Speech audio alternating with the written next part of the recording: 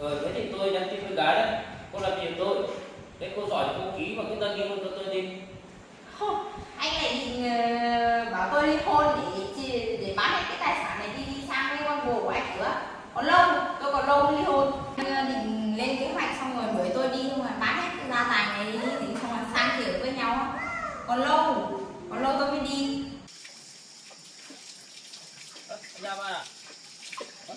Bạn đây à? Ờ? Dạ bạn, ly hôn không biết làm sao thì ly hôn được thì tôi rồi.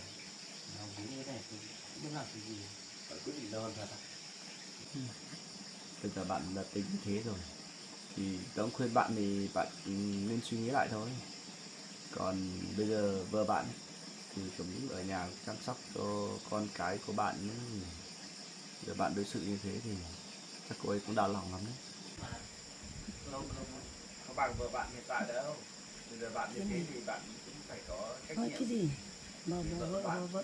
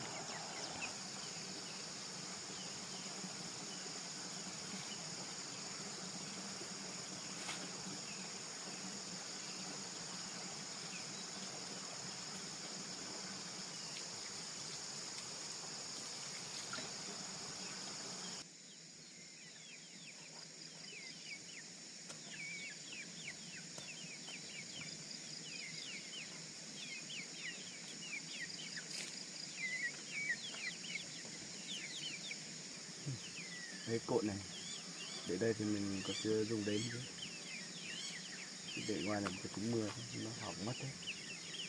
Cái một kỳ mình gọn là từ gần thế này thì chắc cũng đỡ mưa hơn để bạt kèo.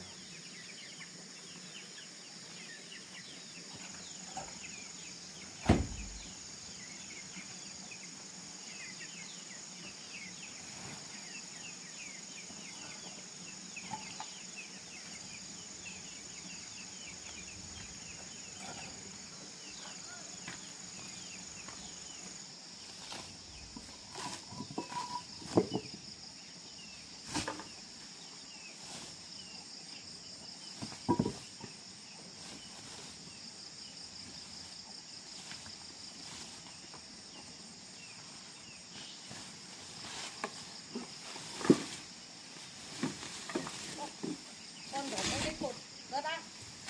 Vâng, mày còn có khiêng nước cất à? Để đây hỏng hết này.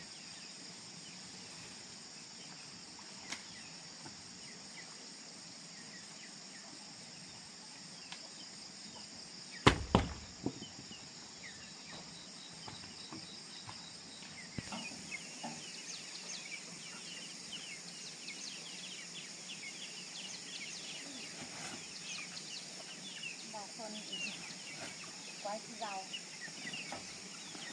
Con học kiểu quay rau.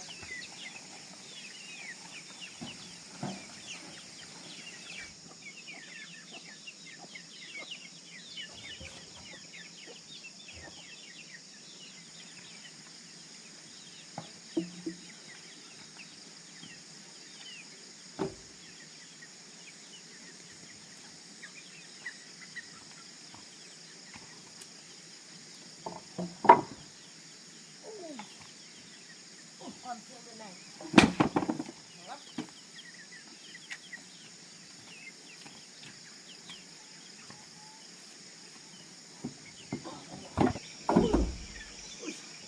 Sao nặng thế nhỉ? Cột mà này này. Mọi cái này. Nước cái kia ra xem.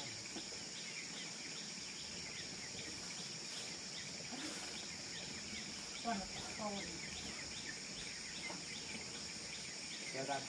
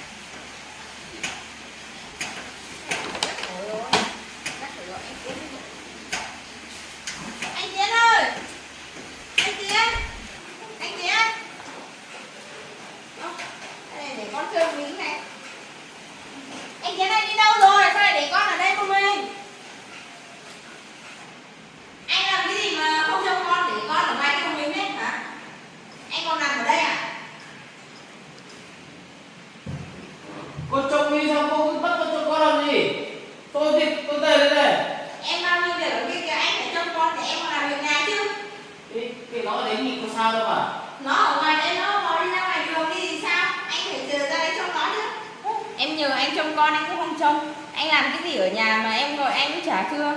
Em định nhờ anh ra vác cái bao phát cho em thì anh làm cái gì ở nhà mà không thèm thưa em ấy. Ủa cái bao phát thôi mà cô không phát được à?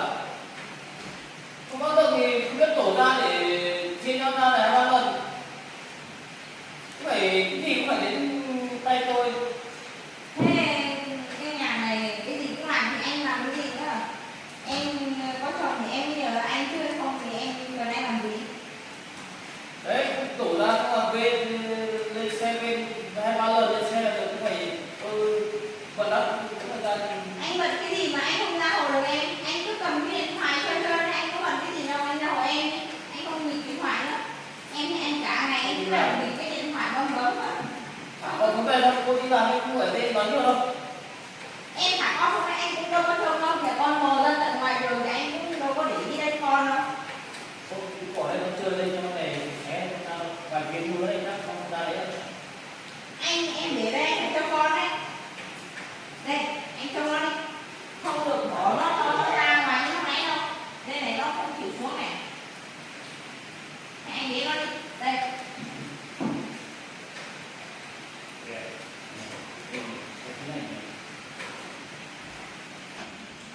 Mẹ.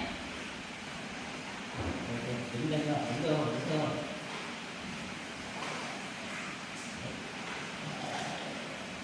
Đi.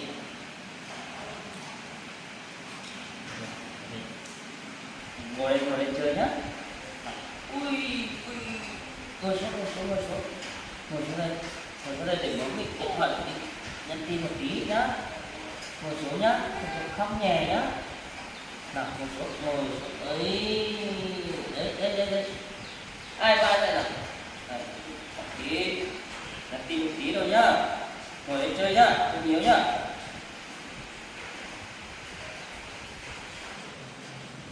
Vô cái mong chờ mình lắm. Không chưa đi qua cái vợ này chứ. Còn cái nào cũng nào này.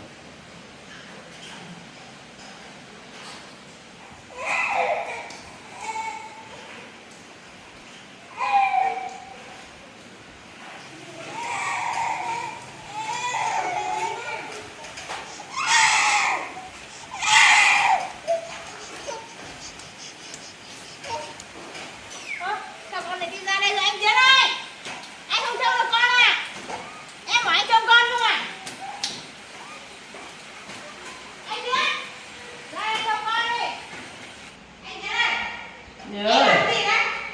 Em bảo anh trông con này, không trông anh làm gì đấy? anh vừa thả nó ra, anh không cầm cái điện thoại một tí mà nó lại bò ra ngoài đấy à? Bò cái gì? Em bảo anh trông con không trông. Nhà cứ hết đạo ăn rồi, anh cũng không chịu đi sát. Bảo anh đi anh không đi. Con thì anh không chịu trông. Anh vừa thả nó đây mà. Thả cái gì? Anh không trông con, không đi sát nào thì anh làm. Thì anh suốt ngày cứ bấm điện thoại, anh làm cái gì đấy? Đâu, công việc của anh mà. Sếp làm cái công ty ở bên Việt Nam xong chưa mà nhắn tin cho thấy trả lời. Em cứ đi làm đi, bỏ con đây cho anh. Anh có trông được con không? Không thì anh đi sát nào đi. Em thấy anh cứ bấm điện thoại không có cười cùng chìm cái gì, công việc gì mà cười thì ghê hết. Không, anh không đi sát gạo đâu. Anh cái việc đấy anh không làm đâu, cái đấy phụ nữ làm mà. Phụ nữ hay đàn ông nào làm chả được. Ai làm chả được. Để con đây cho anh đi, cho anh đi sát đi. Em để cho con cho anh đấy. Con nó vừa vào bò ra tận ra ngoài kia rồi anh có trông đâu. Anh vừa cứ thả nó xuống đây, vừa sẽ cầm cái điện thoại một tí là nó bò đấy rồi. Anh cứ mãi điện thoại xong rồi không cần biết con ở đâu, không là con đi đâu luôn. Em bảo anh trông con luôn mà. Thế em đi sát đi, để con ra anh trông. Không thì anh đi sát nào đi. Sao cô nói nhiều đấy nhỉ? Nếu mà cô không muốn cho con trông ấy, cô với cả con đi sát gạo đi. Tôi còn làm việc. Thế mà anh cũng nói được à? Bây giờ đấy con đi sát nào cái gì? Tao vào to đúng như em một mình em không vác nổi kia. Lấy theo cả con đi thì làm sao sát được nào?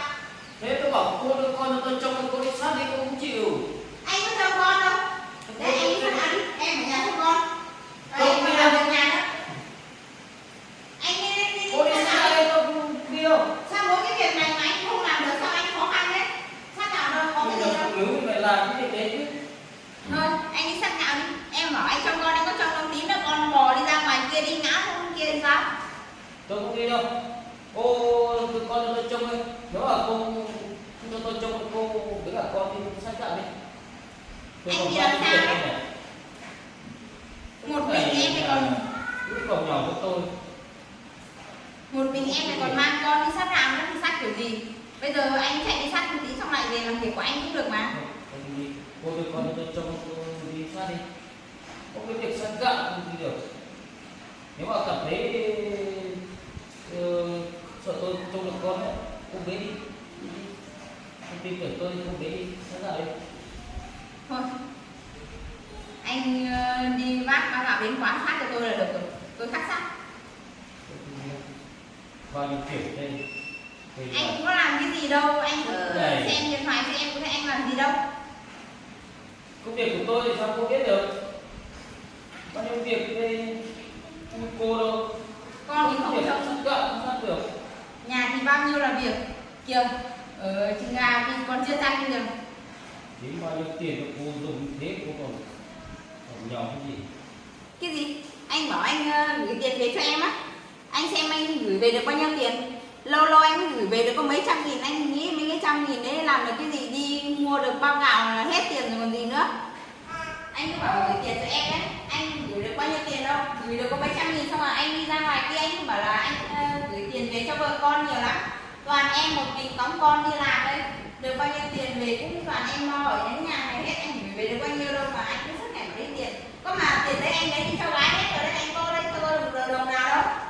Thì bao nhiêu giờ thế mà cô còn bảo là gửi à? Còn lần này tôi không gửi là tôi muốn để dành nhiều một tí tôi gửi cho cô. Để cô làm cái việc gì cho nó nhàn một tí thôi. Không phải là không gửi đâu. Cái tháng này tôi đang dồn mà tôi cũng về rồi thì tôi cũng không muốn gửi chứ.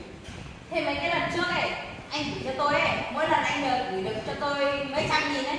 Đấy, có lần thì gửi được 1-2 triệu đấy. Đấy, cái đấy mình đi nước ngoài mà gửi được có bằng đấy là người ta gửi về nhà kìa. Mấy chục triệu, mấy trăm triệu. Mình gửi đây có mấy trăm nghìn, với 1-2 triệu thì gửi về làm cái gì? Tiền anh đi đâu đấy? Thì nông thôn mình chỉ tiêu dùng như thế thôi, còn gì mà tiêu gì nhiều thế em. Thế Nếu tiền có hai mẹ con thì một tháng gửi cho 20 triệu là tiêu đủ tiêu rồi chứ bây giờ gửi nhiều thì em phải tiêu nhiều chứ làm cái gì. anh nghĩ 1-2 triệu mà đủ tiêu à? Anh tưởng nông thôn tiêu 1-2 triệu mà đủ à?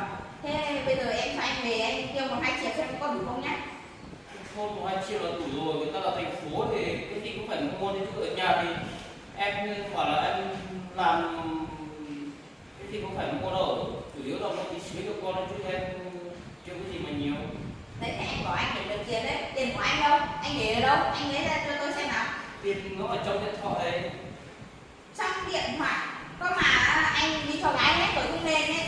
Ở đâu ra mà trong điện thoại? Gái thì em tâm lý là phải nhắc đến gái là gì có gái nhỉ. Xong á, suốt ngày anh cứ bảo là công việc điện thoại. Em thấy anh còn nhắn tin cười tủm tỉm thôi. Có khi còn nhắn tin với gái cũng lên. Không phải em nhà quê được. Bây giờ thời buổi xã hội bây giờ nó phát triển, bây giờ làm cái gì cũng phải dùng cái điện thoại này để làm việc. Em chán em thật đấy. Làm cái việc gì mà toàn bắt chân lên xong là ấn điện thoại xong rồi cười tủm tỉm. Thôi bao giờ mà có cuộc gọi về lại trốn đi ra ngoài kia đi nghe điện thoại. Anh tưởng tôi không biết đấy, anh nhắn tin với gái, anh gọi điện với gái, anh tưởng tôi không biết đấy. Tôi giả vờ làm ngơ thôi. Anh đừng có tưởng tôi không biết. Tôi đã bảo là tôi làm việc rồi, cô cứ nói tôi thế này không. Bây giờ cái gì cũng phải để làm việc qua cái điện thoại này, làm gì có cái mà nhắn tin. Qua cái điện thoại thì anh qua Minh Chính Đại lên. Anh ra đây nghe điện thoại này, công việc của anh đấy. Anh cứ ngồi đây nghe ai nói gì anh, sao anh phải lén lút đi ra ngoài kia anh nghe điện thoại làm gì? Không nghe điện thoại với gái, không nhắn tin với gái, tôi không tin luôn. Thế thì tôi nhắn tin với gái đấy, cô làm gì tôi. Thế cô giỏi cô ký vào cái đơn ly hôn cho tôi đi. Không, anh lại định bảo tôi ly hôn để bán hết cái tài sản này đi sang với con bồ của anh nữa. Còn lâu, tôi còn lâu mới ly hôn. Cô giỏi cô ký vào đơn ly hôn cho tôi đi. Còn lâu tôi mới ly Cô hôn. đang khỏi cái này cho tôi. Tôi còn lâu mới ly hôn để cho các người thì ở với nhau, còn lâu. Tôi còn lâu mới đi. Thế cô ký đi. Sao cô Tôi- ký đi, cô giỏi cô ký vào đơn ly hôn cho tôi. Sao tôi phải ký làm cái gì? Tôi ký để tôi mất tôi mất hết, tôi ra đi tay trắng à? Tôi đâu có ngu đâu.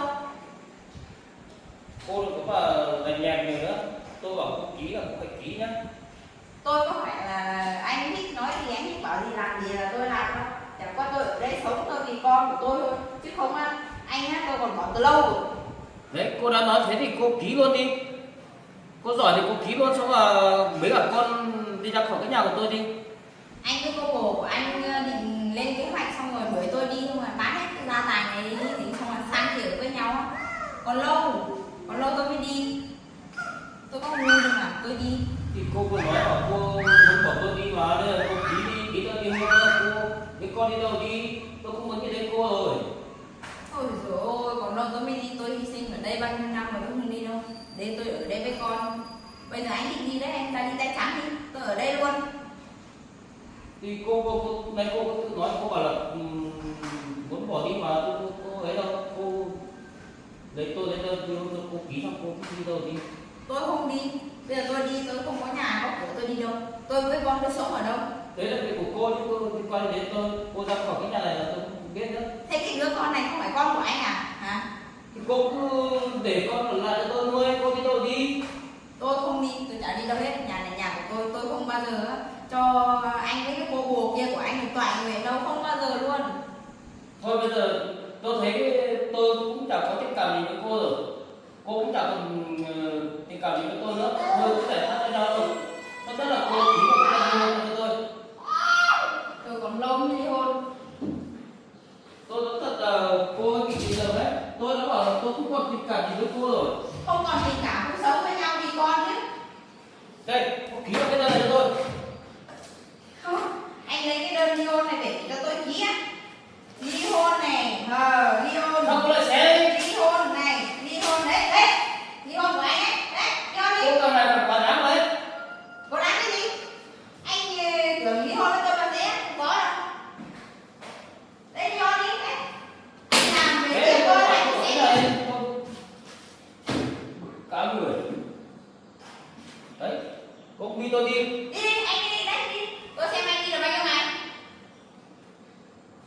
Suốt ngày đòi ly hôn xong là bắt đầu bán hết tài sản đi để sang bên kia với bồ. Mình có ngu đâu mà mình ly hôn. Sang kia với con bồ nó còn lừa lấy hết tiền. Xong là đến lúc quay về ra đi tay trắng, đến lúc đấy con bồ lấy hết tiền rồi mới biết thừa. Cái loại bồ đấy nó chỉ lấy hết tiền đi, mình còn lâu mới ly hôn. Ít nhất nếu mà ly hôn thì mình cũng phải được một nửa cái tài sản này. Không mình mà ra đi tay trắng, mình lấy cái gì về nuôi con? Phải có một nửa tài sản này thì mình mới có gì để nuôi con, để cho chỗ ở cho chú. Không thì thời của bây giờ kiếm tiền khó khăn, không biết đi đâu đi kiếm tiền, còn con mà. Nếu mà con ly hôn thì phải lấy một nửa tài sản để con mình có chỗ chú chứ nhỉ.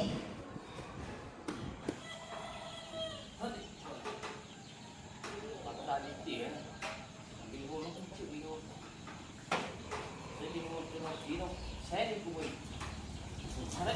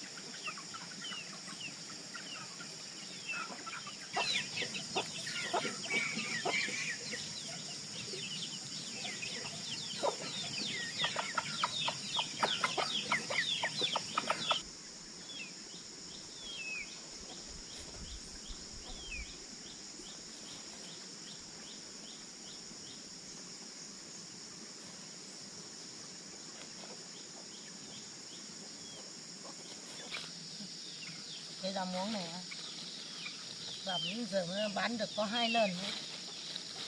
Nhưng mà có một lần đấy bán còn có cả cái thảo nữa.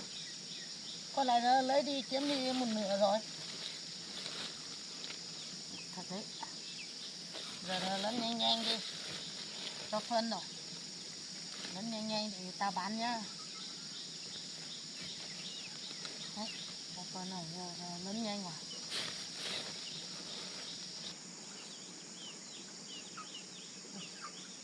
Không, cắt cả cái này để ăn, để tối cho con trai đi ăn, xong là cho nó mọc đều, bán mới được nhiều tiền.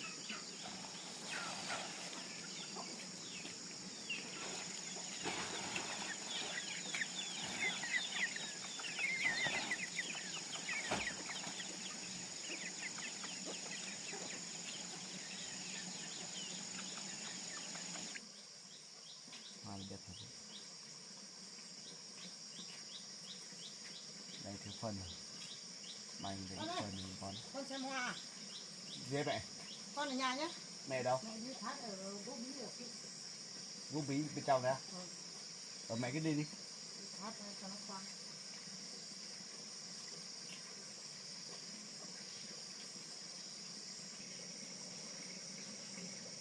Hoa này là đẹp thật đấy. Rồi nó chụp ở trên này. Để mấy hôm nữa thời gian sao nó tốt rồi. Ở trên này cũng ra ở dưới nó ra là nhìn nó đẹp luôn.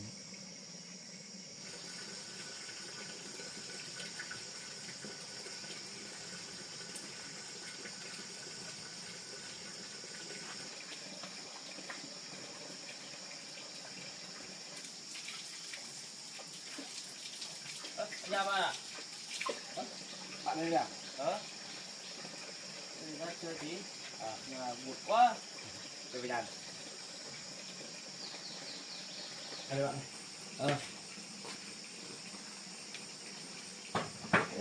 Mẹ bạn đâu rồi? Thì Tân vừa bảo đi sang bên kia phát lốc bí cho bí nó lên. Thế bạn về tìm mẹ Tấn có chuyện gì à? Không. Tôi ở nhà cũng buồn quá chán. Sao là ra đây chơi bạn nữa mà. Vâng. Thế rồi. Không thấy bác ở nhà thì tôi hỏi xem bác đi đâu hết rồi. Tớ tưởng bạn tìm mẹ tớ có việc. Không phải đâu. Thế bạn hôm nay không phải đi làm à? Hôm nay tớ không, mẹ tớ không đi. À, Ý hôm nay tớ đừng. thế à?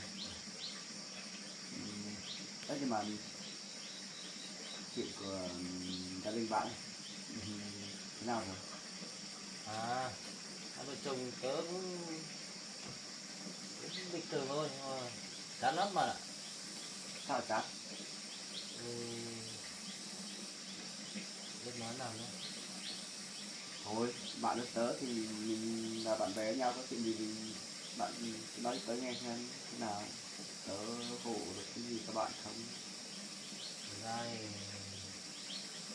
mấy hôm nọ bạn cũng đi lên đấy cũng đấy ở nhà tôi thì lấy vợ tôi thì ở nhà thì tôi đi làm ăn thì đấy sang bên đấy thì cũng gọi là cũng quen một đứa ở bên đấy. Thế là bạn có một đứa ở bên đấy thật à? Đấy thì cũng quen, bây giờ cái đứa kia cứ gọi giục tôi thế là mà tôi bỏ vợ sang bên đấy ở với cái đứa đấy rồi cũng buồn quá rồi không biết làm thế nào được. Thì bây giờ thế thì bạn xem nào thì bạn bỏ đứa kia đi, rồi bây giờ mình cũng đã có vợ con ở nhà rồi thì mình không đi nữa. Không đi thì bây giờ ở nhà cũng không tính gì ra tiền, tôi không có công việc như ông, bây giờ để đi làm bên đấy cũng quen rồi, bây giờ tính ở nhà cũng chả biết làm cái gì thế là tiền nữa. Thì biết là đi làm thì đi thôi, nhưng mà mình không kiểu ý của tớ bảo là mình không đi chơi bời gái gú đấy, mình bỏ ở đấy đi.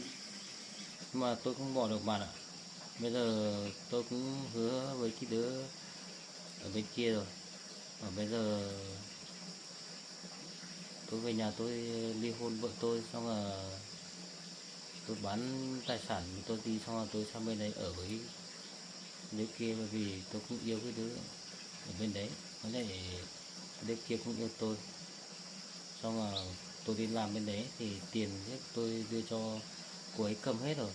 Bây giờ mà tôi mà không bỏ vợ mà tôi bỏ cái cô ấy thì tôi sẽ trắng tay luôn, không có cái gì luôn bạn. Yeah.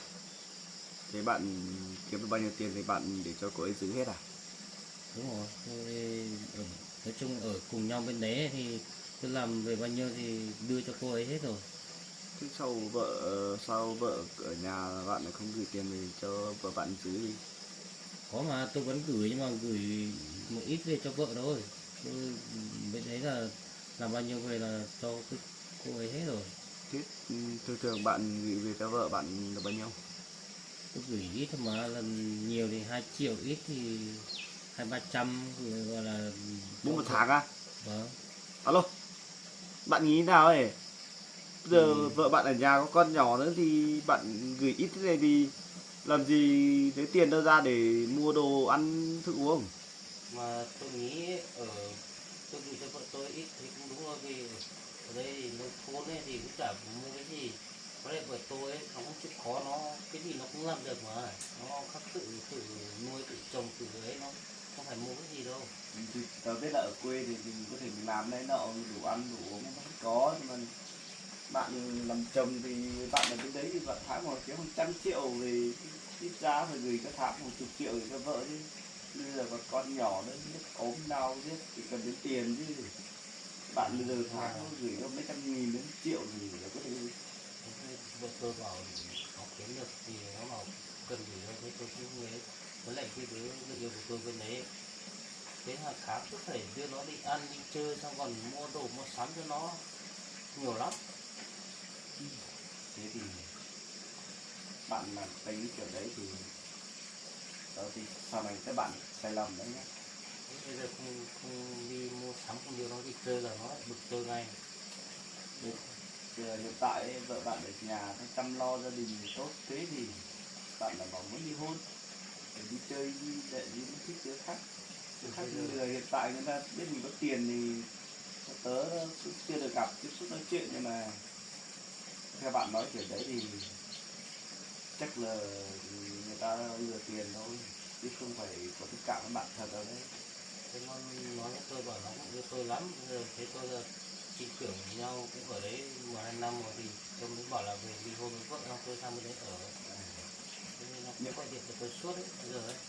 Biết là thế mà bạn ơi, bây giờ á, người ta ở mồm thì người ta nói thế thôi chứ ở trong lòng người ta biết mình kiếm được tiền đấy, người ta chỉ làm cách nào để người ta lấy tiền mình đi tiêu thôi chứ. Không bạn ạ. Ừ, người yêu tớ lắm, tớ biết mà, tớ ở đấy với nhau tớ biết mà. Có một lần tớ đưa tiền lương hoặc là mua cho người yêu của tớ ấy, cái điện thoại hay cái gì ấy, đấy, yêu tớ lắm, chiều tôi hết cỡ luôn. Bạn tính thế nhưng mà bạn đã mua đồ để tặng người thì cho phụ nữ thì có đồ tặng quà tặng thì ai cũng thích. Ví dụ bây giờ bạn về nhà này mà bạn mua cái đồ gì tặng cho vợ bạn xem, họ thích chứ. Mà vợ tôi có tặng như thế thôi, nó cũng chả có cái gì đâu, cũng có biết cái gì đâu, không biết yêu thương cái gì đâu, mua đồ tặng như thế đâu, nó không biết cái gì đâu. Nhưng cái Nhưng mà vật kia nó sử dụng tôi ấy. cái bạn đã tặng đồ cho vợ bạn bao giờ chưa? Có mà, tôi vẫn tặng mà, tặng suốt mà. Nhưng mà nó chả quan tâm gì đến cái quả đấy đâu. Ừ thì Thì nó thế tôi thấy nó tình cảm nó dạo này nó đi xuống quá, thì tôi bảo là đứa kia ở nước ngoài nó lại rất là kiểu chăm sóc tôi các kiểu ấy, thì tôi thấy nó cũng tốt, thế tôi bảo là chẳng biết trò chuyện với ai đấy, thì tôi chuyện với bạn như thế. thì bạn vừa bảo là vợ bạn ở nhà bạn tặng quà thì vợ bạn cũng bình thường phải không? Thì thế là vợ của bạn ấy hiện tại thì cô ấy nó cũng kiểu không không suy nghĩ gì và không cần phải bạn phải tặng đồ là cái gì. Ý là cô ấy chỉ muốn sống tốt với mình ấy, để hai người cùng nhau xây dựng gia đình ấy, thì mình kiểu đấy thì người ta sẽ không nghĩ về những cái chỗ quà cáp làm gì. Còn như cái đứa bên kia thì bạn nói bảo là tặng quà bạn giết cái thì thích ầm ầm đấy, thì theo tớ thì chắc không sợ Giờ thì ham tiền của bạn nó tới chưa được gặp tiếp xúc thì nó tới yêu cũng tôi biết thật được. lòng lắm, nó cũng quý tôi lắm. Khi đứa người yêu của tôi ở bên nước ngoài ấy, nó bảo nếu mà tôi ly hôn được vợ tôi xong rồi bán đất bán nhà lấy tiền sang cho nó là nó kết hôn với tôi luôn đấy bạn ạ.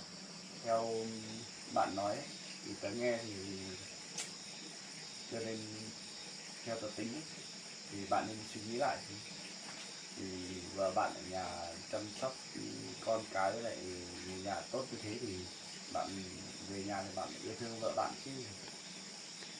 Nhưng mà tôi vẫn yêu cái đứa ở bên nước ngoài kia hơn, vì cái đứa đấy nó xinh, nó trẻ nhưng mà nó thu hút hơn vợ tôi ấy. Ở nhà nó đã biết ăn mặc cái gì cứ lục ta lục tuột xong rồi nó chả ra cái gì, chán lắm bạn. Biết là thế nhưng mà hiện tại thì vợ của bạn ấy cũng đang nuôi con nhỏ, nếu có con nhỏ thì trắng điểm một chút thì cũng làm sao được, chờ một tay thì còn bế con nữa chứ, với lại Nhưng mà con cái nhìn ăn mặc nó cũng phải đẹp đẹp một tí, đã ra cái gì nhìn xấu lắm. cái đấy thì cũng nói chung thì cũng tùy bạn thôi, còn nếu mà bạn thực sự với đứa khác thì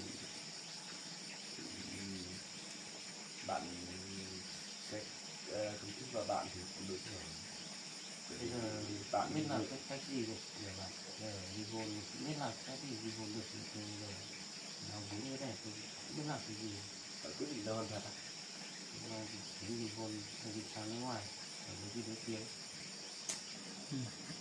Bây giờ bạn đã tính như thế rồi thì tớ cũng khuyên bạn thì bạn nên suy nghĩ lại thôi. Còn bây giờ vợ bạn ấy, thì cũng ở nhà chăm sóc cho con cái của bạn nữa.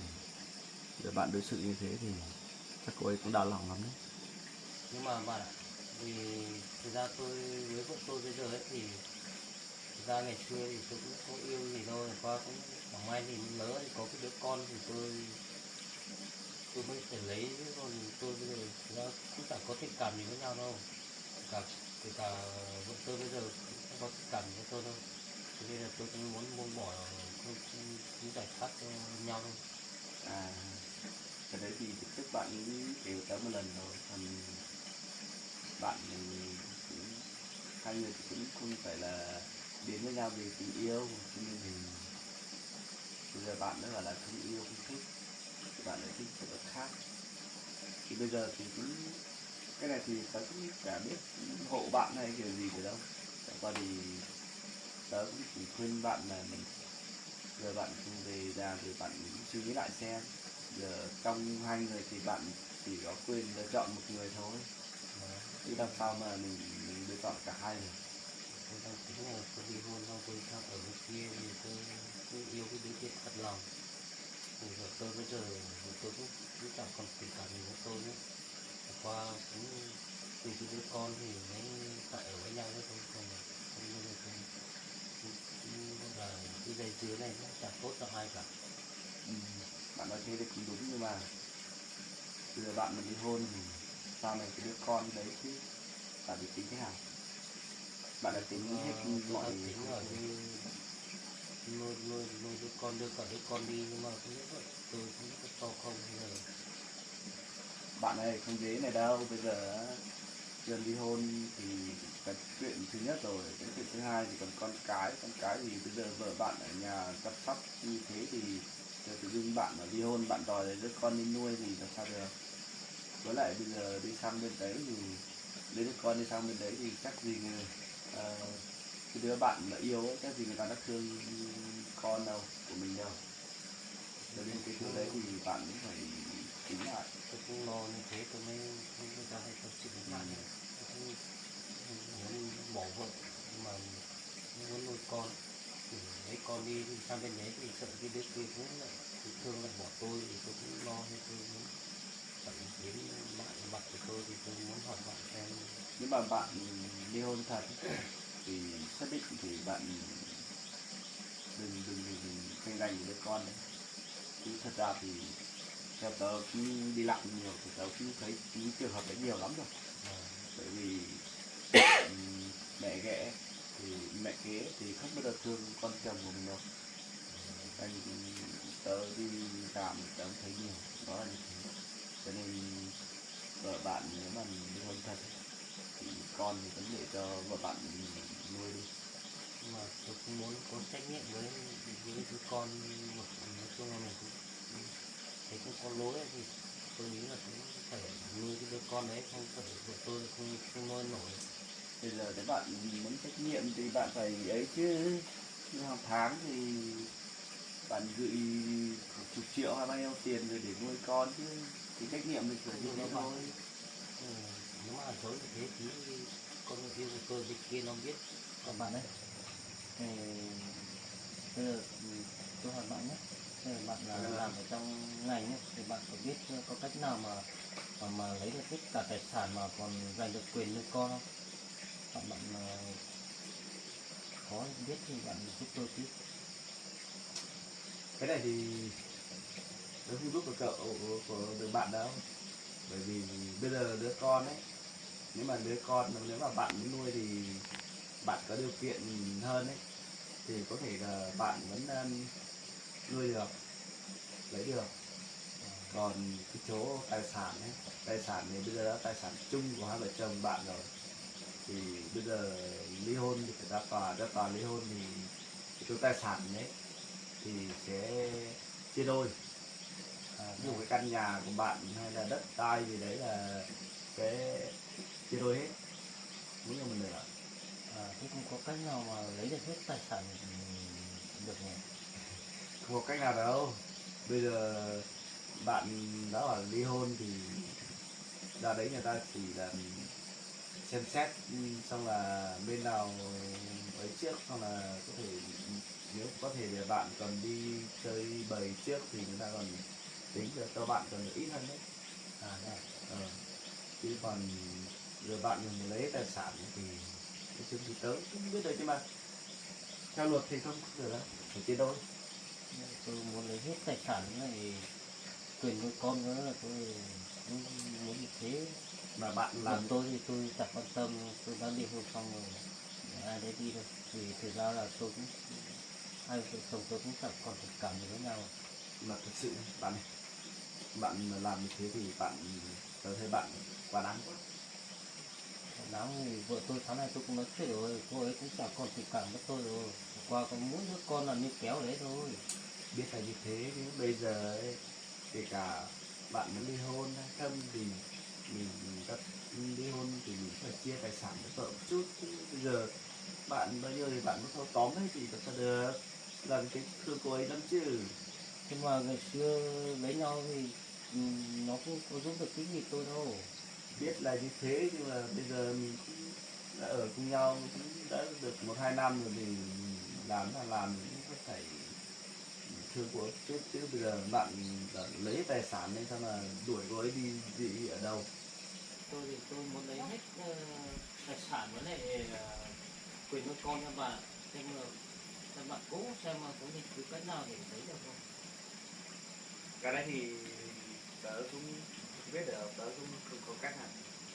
Bây giờ thì trước mắt thì bây giờ họ sẽ phải chia đôi tài sản. Nhưng mà nếu mà tôi không lấy được hết cái số tài sản này ấy, không cái đứa kia nó bảo không cưới tôi chứ mà cũng không đủ tiền để đi tổ chức một đám cưới ở bên đấy luôn, bên đấy nó ấy lắm. Hay là bạn có cách nào bây giờ con tôi không lấy nữa, tôi lấy tài sản cũng được. Cái đấy thì bạn về bạn, hai vợ chồng bạn tự thỏa thuận với nhau thôi thì may ra thì được. Nếu mà vợ bạn cũng không, nếu mà bạn nói như thế thì vợ bạn không muốn lấy thì chắc là được. Nhưng mà bây giờ nếu mà ra xã hội thì ra ly hôn ra tòa thì bắt buộc nó phải chia. Mà tớ quên bạn thật đấy, vợ bạn tớ thấy hiền hậu với ấy, nhưng mà sao bạn cứ đòi ly hôn thế, phải đến với đứa khác, chắc gì đứa khác người ta nó thích mình. Không, cái đứa đấy tôi thật lòng mà tôi cũng yêu đứa đấy mà. Tớ nghe mấy bạn nói đến giờ ta không bảo là bạn hết nhà chỉ là tiền nông thì sau cái đứa kia mới lấy bạn thì tớ tính chắc con thua đấy bạn. Thấy nó yêu tôi thật lòng lắm mà. không bằng vợ bạn hiện tại đâu. Bây giờ bạn như thế thì bạn cũng phải có trách Nói nhiệm. cái gì? Bỏ vợ. Bạn cứ làm đầu Lấy tài sản hết à? phải khác thì sao như này. Nói cái gì hết? Càng nghe thì càng thấy bực mình rồi đấy. Con trai này, tôi đã bảo rồi. Đừng giao du với thằng này nữa. Nghe nó nói chuyện có những gì không? Bực thật đấy. Ui, tôi vào nhà xem nào. Không được.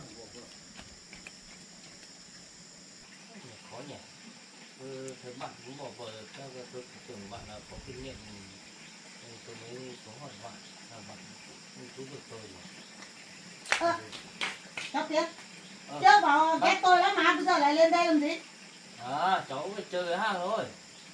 Con, mẹ đã nói rồi, con không được giao du với cháu này. Cháu này nó vào nó có nói chuyện câu nào đẹp đâu, toàn là nói xấu người thôi. Cái việc của con liên quan đến mẹ. Bác ngồi đi, cháu phải chơi với hàng mà. Vì chơi mà cháu có thể nói câu nào đẹp đâu, toàn là nói xấu nọ nói kia thôi. Con đang nói chuyện với nhau với mẹ xíu làm gì. Này, con này, nói nghe thấy cháu Tiến nói cái gì bỏ bờ ấy. Các bạn ơi. Có chuyện gì đấy? Từ bạn biết này, không từ bạn biết là được. Có gì đâu, kể hết cho tôi nghe nào.